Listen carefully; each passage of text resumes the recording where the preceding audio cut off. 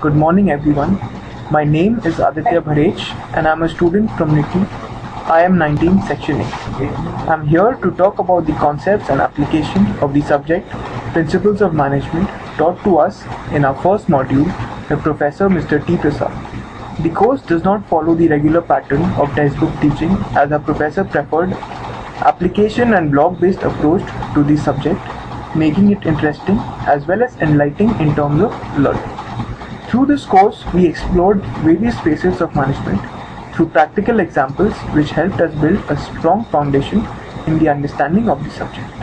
During our very first session, we were introduced to the valley crossing concept, which comprised a step-by-step process of crossing the valley. Through this concept, we were introduced to the role of manager who is being assigned the task of helping three people cross a valley. Now, the task was designed in such a way that the three people have to co-depend on each other to cross the valley, and at some step or the other, one person is either half or full in danger as his feet are not touching the ground at some point or the other. The process involved roles and responsibilities, competency, principles of cooperation and teamwork, work distribution, various kinds of skills such as conceptual, human, and technical skills, which are the basic functions comprising an organization in general. Limitations of a manager were discussed and several methods were suggested as solutions of the valley crossing task. Next that we were taught about was the tower building exercise using squared blocks. We were asked to set a goal for ourselves as to the number of blocks that we will be able to place before the structure falls down.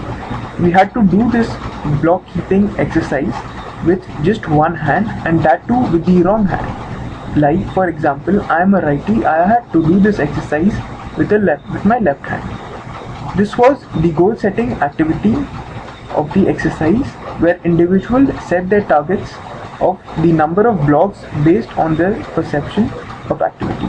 A student was randomly chosen who had set himself a target of 10.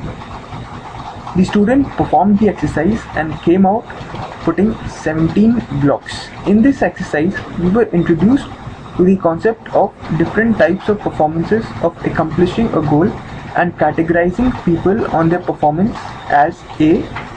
backholders, B. maintainers, and C. progressing. Further, we were introduced to the main drivers of any organization, which are efficiency and effectiveness, which together contribute to the overall excellence of an organization.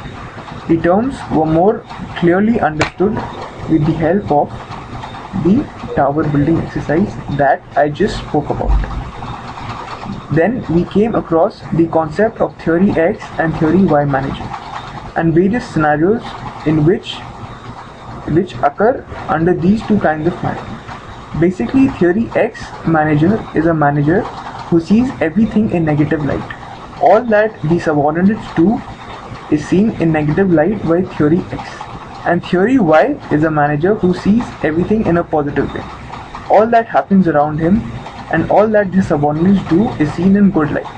Our professor Mr. Prasad gave us the opportunity to share our work experience in order to relate it to the discussed scenarios of theory X and theory Y and attained a clarity in understanding.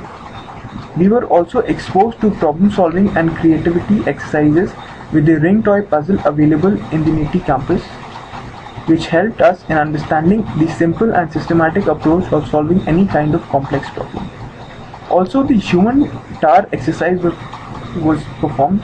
Here, the human beings, that is our classmates, formed a tower by standing on top of one another.